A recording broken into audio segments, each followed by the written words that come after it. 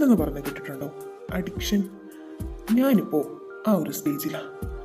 Like ഒരു അഡിക്ഷനെ പോന്നേ. അതുകൊണ്ട് കയ്യിൽ നിന്ന് പറ്റിപ്പോയതാ എല്ലാം. അത് നിനക്ക് ക്ഷമിക്കാൻ പറ്റുമെങ്കിൽ നീ ക്ഷമിക്കും. ഏതായാലും നിന്നെ കൊണ്ടേ ഞാൻ പോകും. അത് നിന്റെ മനസ്സിൽ എഴുതി വെച്ചോ. പ്രണയമേ അരികിൽ വന്നു നീ, ഒരു സുഖമുറവിൽ ഉരുകുകയാണ്